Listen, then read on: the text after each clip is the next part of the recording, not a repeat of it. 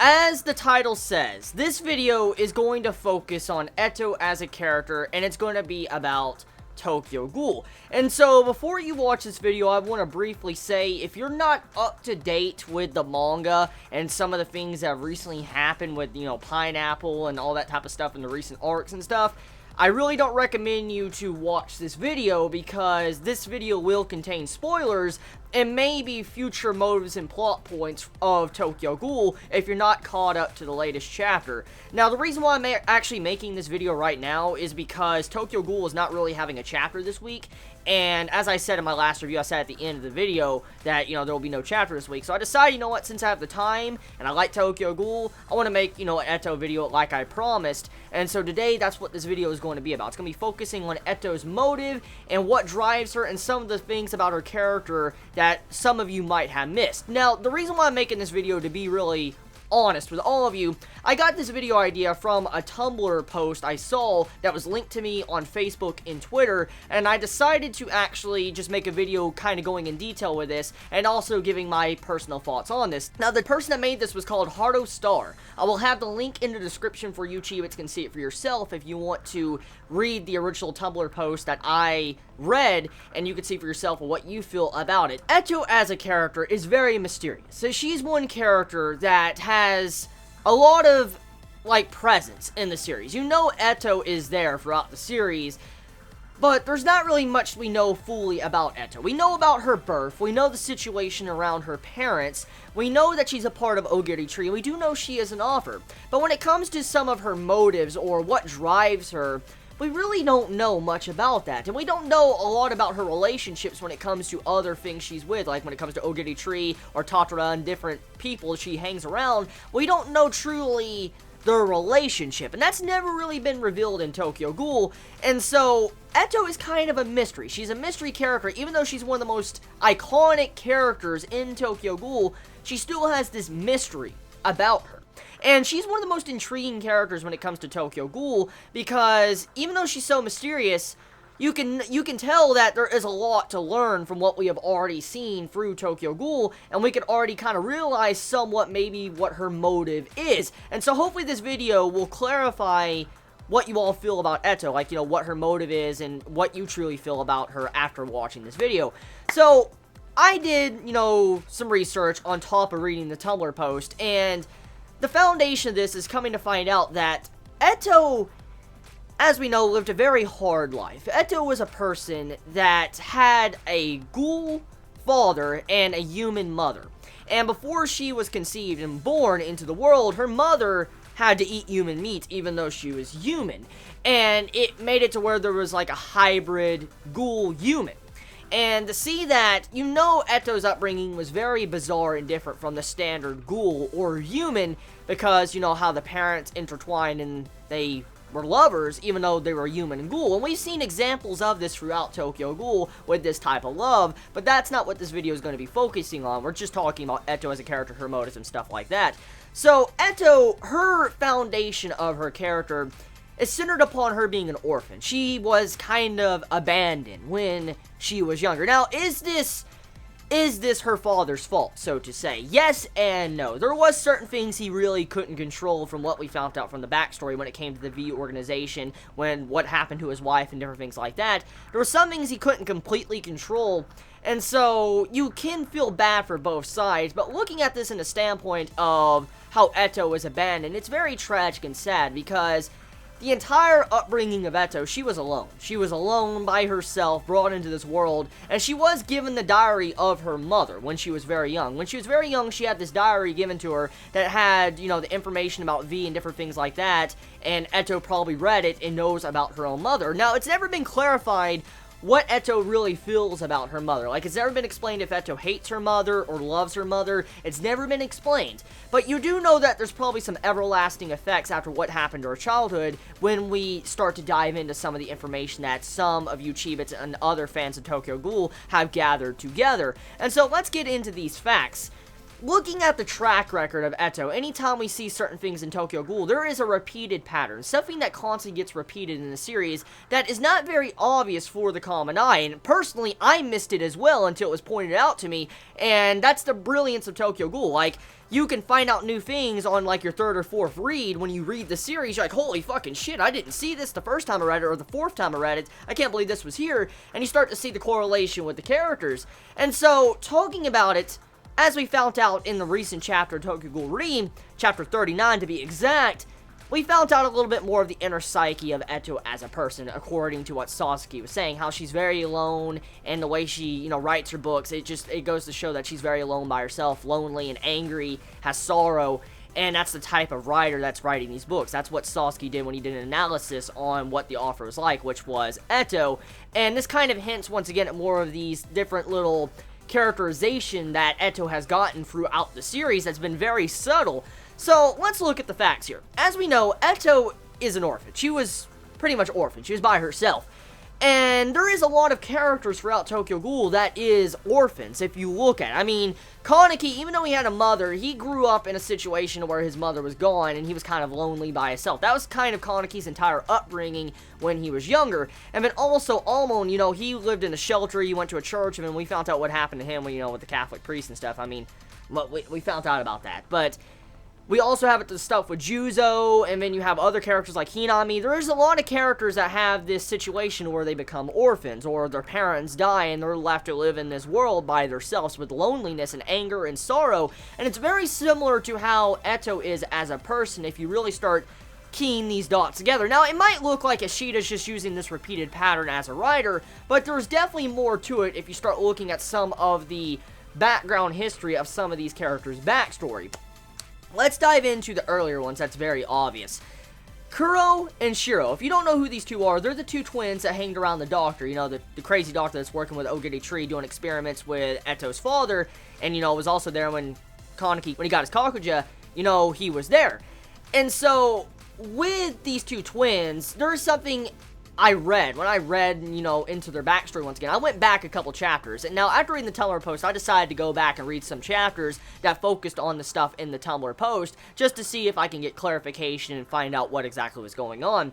So, in Kuro and Shiro's stance, they had a happy family. They were twins. They had a happy family, mother, father. They were humans before they became half-ghouls, you know, one-eyed ghouls. They were a happy family. And then one day, a ghoul arrived and devoured the twins' parents. Devoured them right in front of them. Like, their parents got eaten alive right in front of these two's eyes. And in the dialogue of this little flashback of Kuro and Shiro, what happened to their parents in their life and what changed them to go down this rocky path, this ghoul came most likely to the scent of happiness. This ghoul came to the scent of happiness and ate these parents. Now, think about this for a second. Why would a ghoul come after the scent of happiness? It doesn't really make much sense if you really think about it like that. It seems like it's very misjointed. Like, you're like, what the fuck is this? Like, what does this really mean? Like, the scent of happiness? Happiness of the family or what? And then, later down the road, like, you don't really know until you read back at it again. Now, like I said, with this right here, the scent of happiness, it makes you start wondering things. Why would a ghoul come after the scent of happiness? Unless there was someone that wanted to get vengeance, or take out their anger, or sorrow, or put someone in a similar situation as themselves. If you don't know where I'm going with this, I'm talking about Etto. As I earlier stated, Etto was an orphan, by herself, lived a very lonely and sad life. And from subtle hints we got throughout the series, we know Etto is very lonely. And she may look strong on the outside, but she's weak and very sad and lonely in the inside. And this type of person, you can get many thoughts about this. Like, with Kuro and Shiro's instance of how their life, their past turned into tragedy thanks to, you know, what happened when they got eaten, when their parents got eaten, it makes you think, like, why did that ghoul just come to them? What if Etto set that up and had that ghoul eat their parents just to put them in the spiral of tragedy that Etto has experienced once before? Let me explain. There's a lot of evidence here that actually supports this claim. For instance, on Shinohara's situation, at the end of part 1 of Tokyo Ghoul, when you see it to where Juzo and Shinohara, they're fighting Etto when she's in her Kakuja form, you see a part where Juzo loses his leg. Remember, he loses his leg, and then all of a sudden you see it to where Shinohara's kind of getting tortured in front of Juzo. Like, Shinohara's getting fucked up by Etto, tortured, and Juzo's sitting here forced to watch this entire outcome, and he can't do nothing about it. And it seemed like Etto is getting pleasure of torturing Shinohara that was a father figure, keyword there, to Juzo. See, Etto has something against families because she never had a family. And so she takes out this aggression and puts people in this situation that was very similar to how she was in the past and how she still is. Because from the details we got in the latest chapter, Etto is still lonely. Now, there's other examples that really go along with this, not just the Shinohara and Juzo aspect, but also if you think about the interest in Hinami. For instance, Etto felt a lot of interest into Hinami when she first met her. Like, when Etto first met Hinami, she got this interest to her and was very blunt and brutal, but she acted like an older sister that's been through some shit and's like, I want to be honest with you, I want to be real, and I mean, she was acting caring. Like, she had a lot of interest in Hinami, and it's weird how she had this interest in a person that has experienced trouble with their family. For instance, Hinami, as we know, her father and mother, dead. They're fucking dead. And if you think about that, it's weird how, you know, Etto is connecting with this type of person because Hinami has experienced similar tragedy to what Etto has experienced. Lonely, no parents, stuff like that. Living in a world where you're by yourself. And then Keneki also, I mean, his upbringing was kind of similar to how Etto was. Not exactly, but very similar in some ways, and so you can see why Etto finds some interest in Keneki as well. Also, when Keneki was diving into her book and breaking it down when he first met her at the book signing event, you saw it to where Etto's like, oh, you noticed all those details? Like, she was incredibly shocked how Keneki was able to understand some of these things about her books that probably no one else has been able to. So it shows that she was able to think on the same wavelength as Keneki, which is very apparent when she starts self-reflecting on Keneki a couple of chapters later when she talks to Hinami by herself. Like, there is a panel, which I probably should show on the screen, and most likely you'll see it. There is a panel to where Etto says, like, you honestly cannot help him at the moment. He's by himself, and he's, like, having this internal struggle where he's lonely and sad and upset and stuff, and he feels like he's weak. Like, he may look strong on the outside, but he's weak in the inside. And that was more of the way of Etto to self-reflect. It was like Etto putting herself as Keneki. It's like, I know that situation. I am in that situation. That's kind of what Etto was saying about Keneki. So, it goes to show you, Etto wasn't really just being blunt and honest. She was actually self-reflecting to Hinami and explaining her past and how she truly feels as a person. So, very subtle on Ishida's part when it comes to explaining more about Etto's characterization. And it was very subtle on Ishida's part to where he made it to where Etto's design and characterization was told through self-reflection, for instance, Keneki. Now, moving past the part of that, let's talk more about what really also goes to play with Etto and what her motives or what type of character or person she really is. We also know Etto killed the Mato family off. For instance, you know, Akira, her family's pretty much fucking dead because of the events of what Etto has done in the past. Urei's family is also dead thanks to Etto. And when you start keying this in, if you think about the people that either Etto has killed or indirectly killed, it's always been families, and there's always been children that have been orphaned because of this. It's very weird when you start piecing all these similarities together. It's definitely not a coincidence. And if it is a coincidence, holy fucking shit. But when it comes to Ishida, I don't think it's a coincidence when it comes to how a bunch of these characters have these many similarities, and it all links to one specific character, Etto. Now, one thing I want to mention, what drives Etto to do this? Like, why does a person such as Etto, someone one of the strongest ghouls in existence, and feared by CCG, and one of the top members, and probably the top member of Ogiri Tree, why does this person do this? Why does this person commit the act of going out of their way and ruining families, orphaning children, or connecting with people that have suffered similar fates as Etto? Why does someone do this? There's many reasons, there's many speculations you can make about this, but I have a couple I'm going to briefly mention. For one, that is very simple. It's kind of like Etto wants to find someone that's been in a similar situation. She wants to be able to make a friend with that person because they have also experienced what she went through, and she'll have someone to talk to. Etto wants a friend. Or there's another reason. It might be because since Etto has such everlasting despair, tragedy, heartbreak, sorrow, any words you can attach that she feels after the events of what happened to her, she probably takes out her frustration and rage against people that have had a better life than her. For instance, people that have been blessed with a good family, Kuro and Shiro, she takes her anger and rage out on them and makes it into a tragedy because she can't stand it when people had this type of life and she couldn't have that type of life. She couldn't live that type of life, so she takes her rage against these people. Or it could be something else. It can be a mixture of all these, but it could be something else as well. In the book signing event and the conversation with Hinami in part 1 of Tokyo Ghoul with Etto, Etto says that she is thinking about making a new book. The next book is going to focus on a ghoul. And then also, with her conversation with Hinami, she states that she never knows when new material will come up and meet her. For instance, she was talking about material as in people. People as in material for her books. As we know, Etto is a book writer. She's an author. She writes books. Sad and tragic and lonely books that Sasuke analyzed in the latest chapter that explain Etto's design.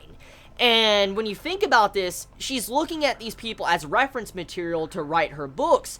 And why? Like, what else could possibly drive Etto besides fueling her rage and taking out her anger and, you know, I guess trying to get rid of her loneliness? What else is she trying to do?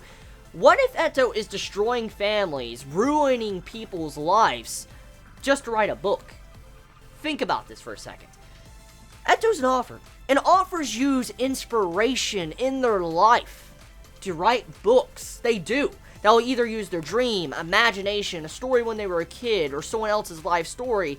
They use all sorts of things to write books. Many authors do it, and somehow, you know, when manga is made, or anime is made, or any forms of literature is made, it's usually the author is envisioned something when they wrote, and they have reference material probably from their lives or something, and that's what makes them write.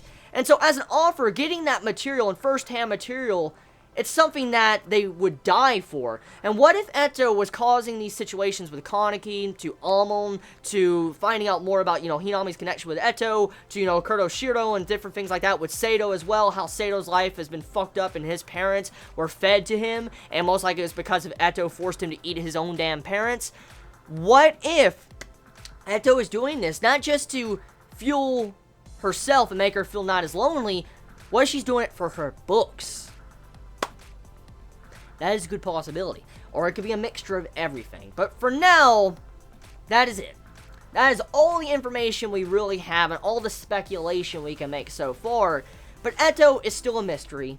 We still have to wonder what is her true motive. But for now, we will have to live with the information we have been given from Ishida-sensei until he decides to give us more.